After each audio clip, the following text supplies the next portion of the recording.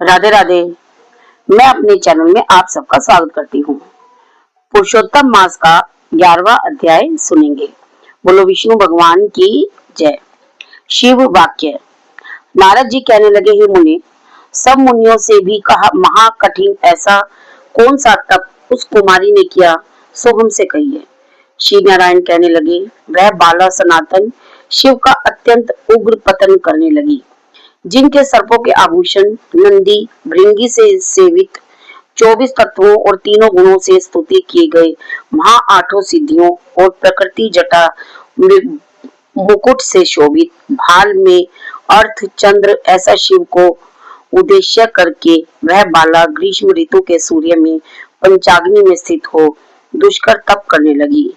हेमंत तथा शिशिर ऋतु में ठंडे जल में स्थित मुख जल के ऊपर इस प्रकार दिखाई देती रही जैसे जल के ऊपर कमल शोभायमान होता है।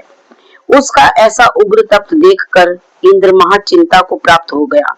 हे अर्जुन, सब देवताओं को और महर्षियों को सराहनीय योग्य ऐसे उग्र तप में प्रवृत्त हुई ऋषि कन्या को 9000 वर्ष बीत गए। फिर पार्वती पति शंकर ने इसके तप से प्रसन्न होकर अपना अगोचर रूप दिखाया। उस रूप को देखकर वह कन्या झटपट खड़ी हो गई, मानो उसके देह में प्राण आ गए। तब से उसका शरीर जो दुर्बल हो गया था, मानो हष्ट पुष्ट हो गया।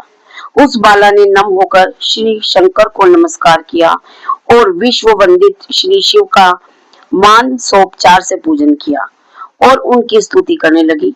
हे राजन, जब उस मेधावी ऋषि की तपस्विनी कन्या श्री शंकर भगवान की स्तुति करके शांत हुई, तब महा उग्र तप से उसका किया हुआ स्रोत सुनकर प्रसन्न मुख वाले श्री सदाशिव बोले, हे तपस्विनी, तेरा कल्याण हो। मनवांचित वर मांग। महा आनंद में मग्न कुमारी ऐसा सुनकर प्रसन्न हुए शिव जी से यह वचन बोली, हे दीनानाथ, यदि आप मुझ पर प्रसन्न हो तो मुझको पति दीजिए। ऐसा ही वह 5 बार कहकर शांत हो गई। तब शिव जी मुनि कन्या को कहने लगे कि हे बाला, तूने जो अपने मुख से कहा है वैसा ही होगा। तूने 5 बार पति मांगा है, सो हे सुंदरी, तेरे 5 पति होंगे। श्री कृष्ण कहने लगे। श्री शिव के ऐसे अनीति प्रिय वचन सुनकर बाला बोली, हे सदाशिव, एक स्त्री के लिए एक ही पति हो सकता है। कहीं भी स्त्री 5 पतियों वाली न देखी है न सुनी। एक पुरुष के 5 स्त्री तो हो सकती है, ये 5 पतियों वाली कैसे होंगी? आपको ऐसा कहना योग्य नहीं है प्रभु। ऐसा वरदान देने से आपको ही लज्जा होगी। उस कन्या के ऐसे वचन सुनकर श्री शिव कहने लगे कि इस जन्म में नहीं, अगले जन्म में होंगे। वहां तू तपोबल से योनि से उत्पन्न नहीं होगी और वहां अग्नि से उत्पन्न सुख को प्राप्त होकर परम पद को प्राप्त होगी। दुर्वासा मेरा ही रूप है, तूने उनका तिरस्कार किया।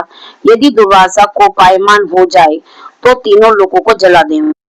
तूने अत्यंत ब्रह्म तेज का तिरस्कार किया और तूने भगवान के प्रिय पुरुषोत्तम मास का व्रत नहीं किया, जिसको श्री कृष्ण भगवान ने सब ऐश्वर्य सौंप दिया। हे बाले, मैं ब्रह्मादिक देवता और नारदादिक तपस्विनी जिन भगवान जी की आज्ञा नहीं टाल सकते, तूने उनको नहीं पूजा और अनादर किया, इसलिए तेरे 5 पति होंगे। हे बाले, जो पुरुषोत्तम मास की निंदा करता है वह घोर नरक में जाता है। उसके विपरीत कभी भलाई नहीं हो सकती। जो पुरुषोत्तम के भक्त हैं वह पुत्र पौत्र और धन से युक्त हैं। इस लोक तथा परलोक की सिद्धि को प्राप्त होते हैं। हम सब देवता भी पुरुषोत्तम की सेवा करते हैं।